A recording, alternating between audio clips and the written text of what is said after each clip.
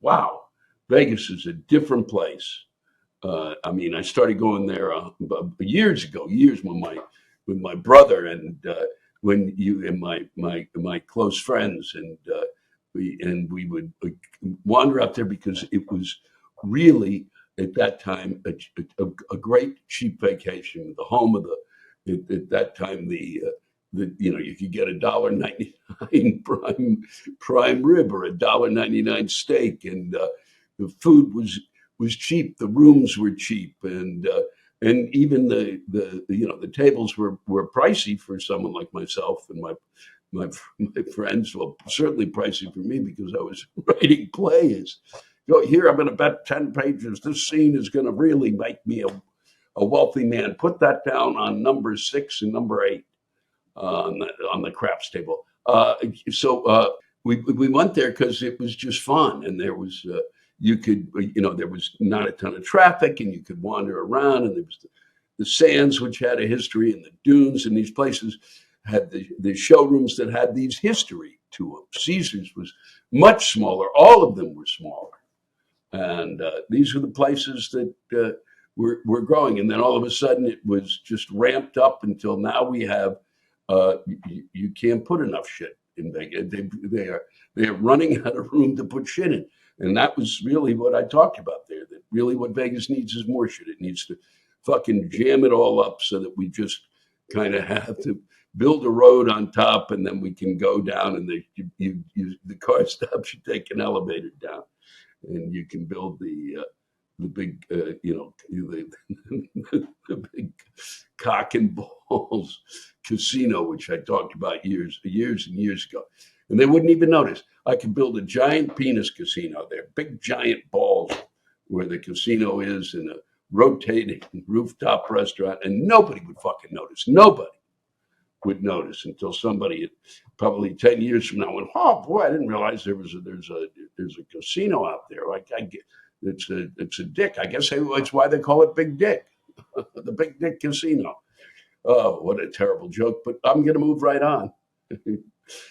I saw the Sphere, and that $100 that is what apparently it costs. Maybe it cost. I also heard it cost 50. We were lucky because I got a comp because I was performing near there, and somehow they got me a comp because it's really not owned by the Venetian.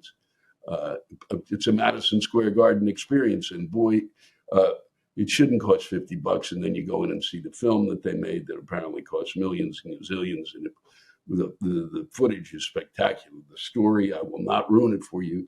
If you want to spend that money, I'm not going to touch. You will not believe the ending. You will not believe it.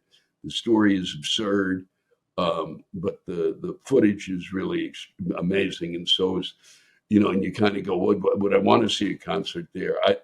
If they screwed around with some of this stuff, there were moments during this filming thing, you go, wow, I might get really, they could really make me nauseous. Apparently, Drew Carey saw the Fish concert on what appears to be some sort of drug, at least the way he was talking, and he went berserk in terms of what what Fish provided visually, which they do with their concerts, and so maybe it's worth it for that. But and if you want to see it, go be my guest.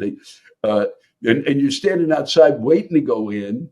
And they go, "Please, you will not be allowed to bring any food or drink inside," even though you just bought the food and drink from a casino somewhere. So they needed to, but apparently, we need to make some money while you're here. We didn't make enough off that ticket you bought.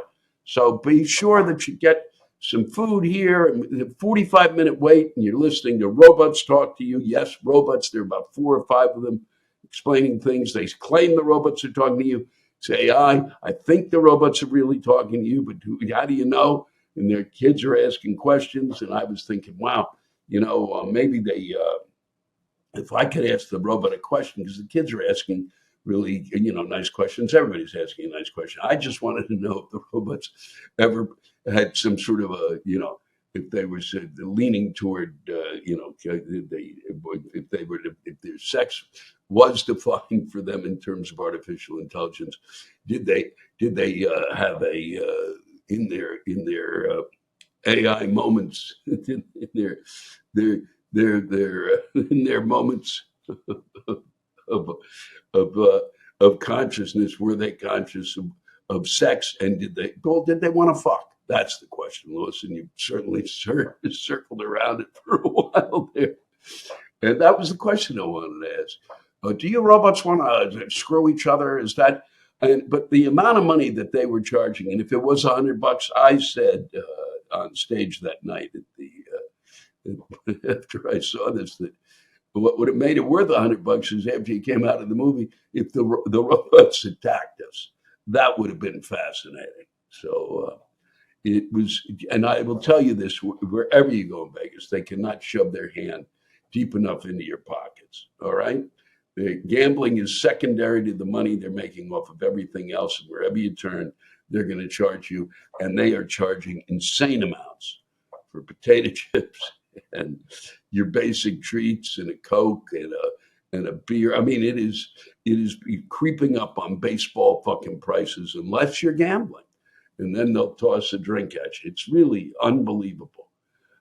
They just cannot grab enough, and it's sad in comparison, at least to when I went out there initially. It really was a different world out there, and there was just something about it that was a little wilder and less corporate. But there's that word again, and it really is. It's just it's just. I'm just not enjoying it. Enjoying it as much as I used to. And fucking when it's 105 out, it becomes tougher and tougher to get out and walk somewhere because it's everything is now miles and miles away from each other. So once they get you at the casino, you're semi-trapped. And they should have built, and they tried to build, but they didn't finish building really. And what they built was a piece of shit. Their monorail, which just sucked wind.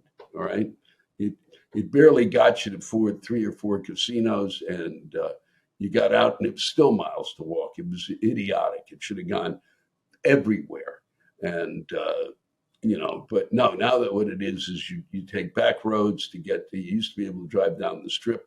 That becomes something we did this time.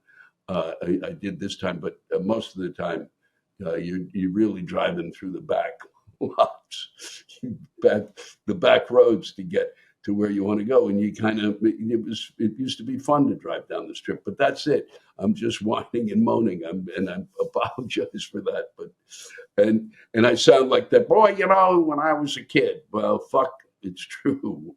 It was. I wish you could have seen it.